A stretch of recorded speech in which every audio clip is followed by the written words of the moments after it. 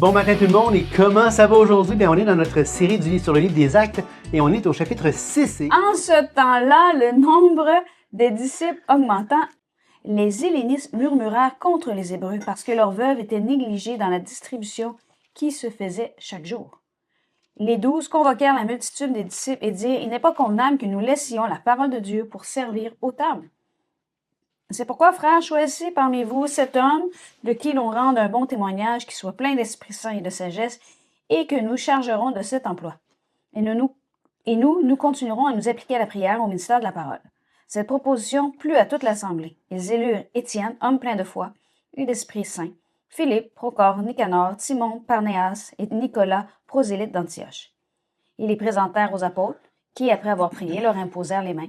La parole de Dieu se répandait de plus en plus, le nombre de disciples augmentant beaucoup à Jérusalem, et une grande foule de sacrificateurs obéissait à la foi. Étienne, plein de grâce et de puissance, faisait des prodiges et des grands miracles parmi le peuple. Et avant de continuer, Patrice, on pourrait déjà discuter de ça, parce que l'histoire qui s'en vient, je ne suis pas sûre qu'on va se rendre jusqu'à la fin du chapitre 6. Non, en effet. Donc, premièrement, dans cette section-là, Patrice, ce que je trouve très intéressant, c'est que au fur et à mesure que l'Église grandit, les besoins, les rôles aussi doivent grandir et l'implication des gens doit augmenter. Oui, exactement. Et ça, c'est dans n'importe quelle entreprise, et non pas que je compare l'Église à une entreprise, mais dans n'importe quelle équipe, dans n'importe quel projet, quand le projet grossit, nécessairement, on a besoin d'implication. Et je pense que avec la croissance vient aussi des gens qui ont des talents multiples, qui ont des... Tu sais, c'est comme si Dieu ne laissera pas sans ressources une Église qui grandit. Il y a les talents naturels, mais aussi il y a les dons surnaturels, il y a les mandats, il y a tout ce que Dieu peut accorder à des individus ou à un groupe pour subvenir à ses besoins. Puis, tout jeune, quand Dieu... J'avais ce dicton qui nous m'était souvent répété, quand Dieu appelle, Dieu pourvoit. C'est Dieu appelle l'Église à grandir, à croître. Dieu va pourvoir d'une manière ou d'une autre, mais il va pourvoir.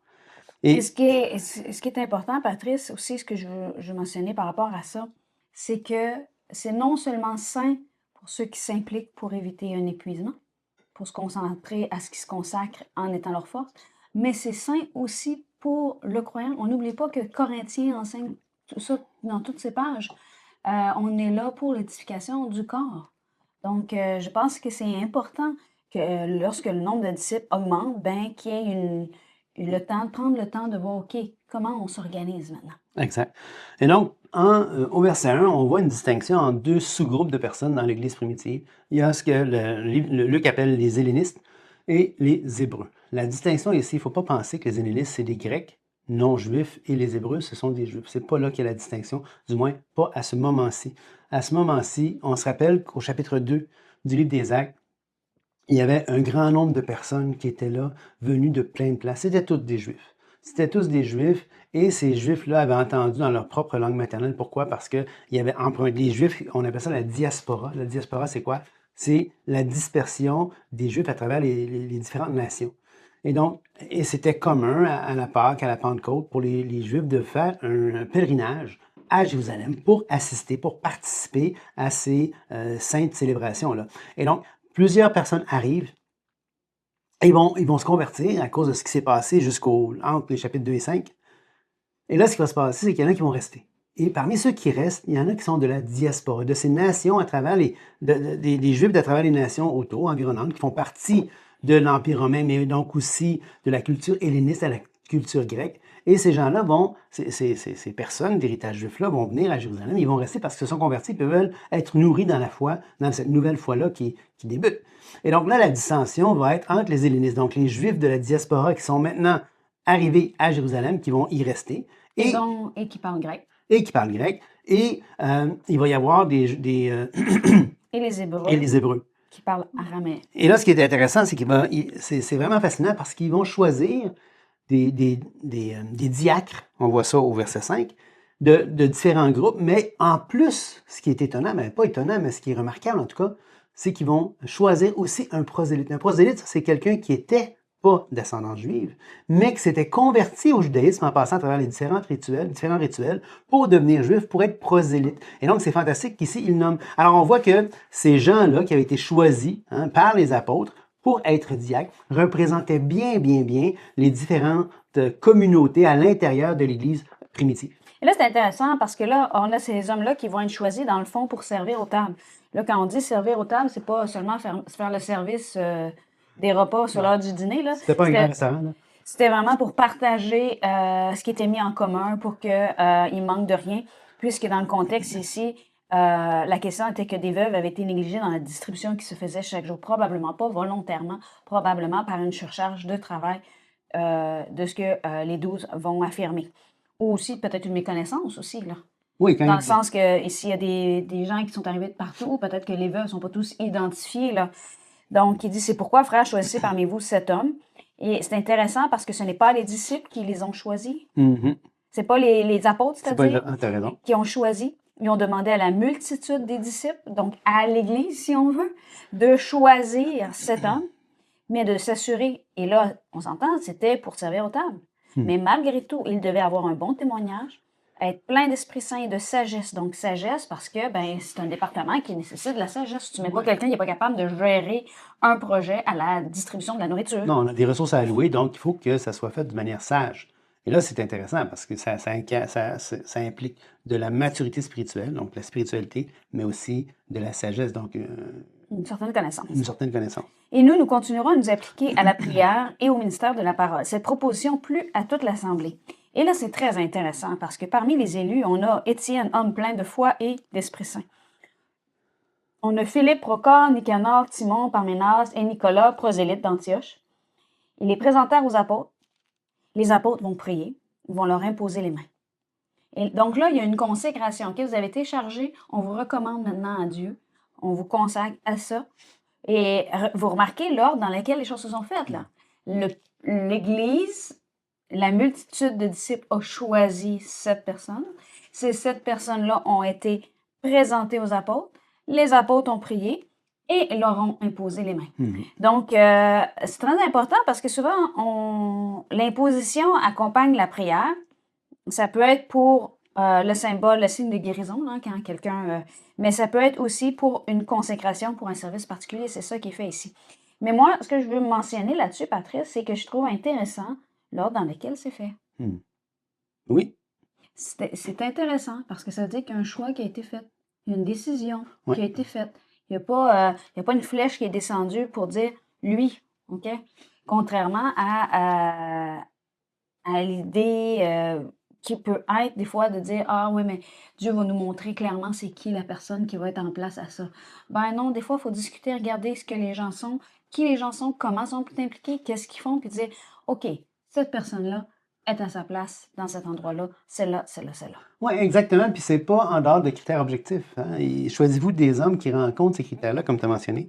Et après ça, ils vont les présenter aux apôtres qui vont ratifier le choix, qui vont prier, qui vont imposer les mains. Mais le choix, ça s'est fait. Il y a tout un processus, ça ne s'est pas fait du jour au lendemain. Ça ne s'est pas fait à la va comme je te pousse. Ça ne s'est pas fait au hasard des choses. Ça s'est fait de manière délibérée. Il y a dû y avoir des délibérations. Les gens, tu ressembles pas. Il dit choisissez parmi vous. Il y avait quoi, 5000 personnes peut-être? Ça fait du monde. Il faut choisir 7 personnes parmi toute cette multitude-là. Ça fait des délibérations. Et donc, c'est vraiment intéressant de voir comment cette prise de position, cette prise de décision a été faite dès les débuts. Verset 7, la parole de Dieu se répandait de plus en plus. Attends, oui? je tiens à dire aussi que c'est intéressant de voir que ces gens-là, qui sont devenus les diacres, dans le fond, là, c'est les premiers diacres, ont un rôle suffisamment important dans l'Église pour que même quand Paul va écrire aux Philippiens, ou je donne l'exemple de Philippiens, là, ils vont s'adresser à tous les saints de Jésus-Christ qui sont à Philippe, aux évêques et aux diacres. Donc, ils vont même mentionner ceux dont le rôle était de servir aux différentes tâches reliant à la distribution de nourriture et autres. Et juste avant, au verset 7, tu avais dit « La parole de Dieu se répandait de plus en plus, le nombre de disciples augmentait beaucoup et une grande foule de sacrificateurs obéissait à la foi. » Écoutez bien, là, Étienne, plein de grâce et de puissance, faisait des prodiges et de grands miracles parmi le peuple. On vient de parler d'Étienne. Hein? Oui. Étienne fait partie d'un de ceux qui est élu. Un des 7. Un des 7. Et il n'a pas seulement été choisi comme ça, là. On voit que non seulement il était apte à distribuer la nourriture, à faire les tâches que les 12 devaient se décharger pour se consacrer à la parole de Dieu, mais en plus, il faisait des prodiges et des grands miracles parmi le peuple. Donc, il n'a quand même pas regardé comme étant moindre de s'occuper de la distribution de nourriture. Exactement. On aurait pu penser que Étienne, plein de grâce et de puissance, faisait des prodiges et des grands miracles parmi le peuple et fut dispensé pour se consacrer à ça, de servir. T'sais. Mais non, c'est justement à cause de ça qu'il a été choisi, entre autres, parce qu'il y avait la foi, parce qu'il était rempli de l'Esprit Saint, parce qu'il était rempli de sagesse. Et on voit au verset 7 aussi que parmi les gens, parmi les disciples qui augmentaient beaucoup à Jérusalem, entre autres à cause de cette sélection de ces 7 hommes-là qui permettaient aux apôtres de se consacrer à la parole et ainsi de suite, il y a une foule de sacrificateurs qui vont obéir à la foi. Puis ça, c'est important pour la suite des choses parce que les sacrificateurs vont jouer un rôle plus tard. Ils vont avoir un poids dans l'Église primitive, particulièrement à Jérusalem. Donc, il faut juste garder en tête que parmi les disciples, il y a beaucoup de sacrificateurs qui sont là. Quelques membres de la synagogue dite des Affranchis, de celle des Cyrénéens et de celle des Alexandrins, avec des Juifs de Cilicie et d'Asie, se mirent à discuter avec lui. Donc avec Étienne. Mais il ne pouvait résister à sa sagesse et à l'esprit par lequel il parlait. C'est intéressant, hein? Ouais. Là, il y a une distinction. Il y avait sa sagesse et à l'esprit par lequel il parlait. Deux éléments différents, mais qui étaient combinés chez Étienne. Donc, alors, ils soudoyèrent des hommes qui dirent, « Nous l'avons entendu proférer des paroles blasphématoires contre Moïse et contre Dieu. » C'était faux, hein? Soudoyer, ça veut dire, on les a payés pour qu'ils racontent des bobards. Ils émurent le peuple, les anciens et les scribes, et se jetant sur lui, ils le saisirent et l'amenèrent au Sanhédrin. Ils produisirent de faux témoins, qui dirent, « Cet homme ne cesse de proférer des paroles contre le lieu saint et contre la loi. Car nous l'avons entendu dire que Jésus, ce Nazaréen, détruira ce lieu et changera les coutumes que Moïse nous a données. » Tous ceux qui siégeaient au Sanhédrin ayant fixé les regards sur Étienne, son visage leur parut comme celui d'un ange. Donc là, on a une autre persécution qui va frapper l'Église, qui commence par le fait qu'Étienne est saisi, qu'il y a des mensonges qui sont proférés contre lui. Ils vont soudoyer des gens. Et ce qui est intéressant, c'est qu'on voit que cette troisième persécution-là, elle commence par une synagogue dite des affranchis. Les affranchis, ça veut dire quoi? Ça veut dire que c'était une synagogue composée d'esclaves qui avaient été affranchis, de celle des Cyrénéens, de celle des Alexandriens. Donc, c'était pas nécessairement, c'était les synagogues, c'était intéressant de constater, probablement, des hellénistes qui étaient particulièrement dans ces synagogues-là, avec des Juifs de la Cilicie, d'où Paul venait, d'Asie, et qui se mettaient à discuter avec Étienne. Donc, on voit vraiment qu'il y a quelque chose qui se fait, là. Il y a comme un mouvement, à même les différentes synagogues d'origine ethnique différente, c'est tous des Juifs, mais d'origine, en tout cas, géographique différente. Et c'est ça qui démarre le tout de la troisième persécution, qui est vraiment importante, parce qu'elle va introduire un personnage un petit peu plus loin, qui est majeur dans le livre des Actes. Ici, on a ça, hein? Il ne pouvait résister à sa sagesse et à l'esprit par lequel il parlait. Et c'est intéressant parce que, bon, ça, c'est lui qui décide de... Tu sais, il fallait qu'Étienne parle pour que sa sagesse soit visible et que l'esprit puisse être entendu pendant qu'il parlait. Okay? Mais ce qui est intéressant au verset 15, c'est tous ceux qui siégeaient au Sanhédrin et ont fixé le regard sur Étienne, son visage leur parut comme celui d'un ange. Et ça, Étienne, il ne peut rien y faire. Hein? C'est pas un choix, c'est pas du maquillage. Donc ça, c'est une manifestation du fait qu'il est le temple de l'Esprit Saint qui le rend radieux, littéralement, comme un ange. Et là, il n'est pas en train de dire que c'est un ange. Il dit comme celui d'un ange. C'est une comparaison. Le souverain sacrificateur dit, « Les choses sont-elles ainsi? » Étienne répondit, « Hommes, frères et pères, écoutez. Le Dieu de gloire apparut à notre père Abraham lorsqu'il était en Mésopotamie, avant qu'il s'établisse à Charan, et lui dit, « Quitte ton pays et ta famille, et va dans le pays que je te montrerai. » Il sortit alors du pays des Chaldéens, et s'établit à Charan. De là, après la mort de son père, Dieu le fit passer dans ce pays que vous habitez maintenant. Il ne lui donna aucune propriété dans ce pays, pas même de quoi poser le pied, mais il promit de lui en donner la possession, ainsi qu'à sa postérité après lui, quoiqu'il n'ait point d'enfant. Dieu parlant ainsi, sa postérité séjournera dans un pays étranger, on le réduira à la servitude, on le maltraitera pendant 400 ans. Mais la nation à laquelle ils auront été asservis, c'est moi qui la jugerai, dit Dieu. Après cela, ils sortiront, ils me serviront dans ce lieu-ci. Puis Dieu donna à Abraham l'alliance de la circoncision, et ainsi Abraham ayant engendré Isaac, le circoncis le 8e jour, Isaac engendra et circoncis Jacob, et Jacob les 12 patriarches. Les patriarches jaloux de Joseph les vendirent pour être emmenés en Égypte. Mais Dieu fut avec lui et le délivra de toutes ses tribulations. Il lui donna la sagesse et lui fit trouver grâce devant Pharaon, roi d'Égypte, qu'il établit gouverneur d'Égypte et de toute sa maison. Peut-être que... Et là, je vois que c'est Ouais. un peu difficile. Je pense qu'on va juste refaire une fin. Tu vas couper tout ça.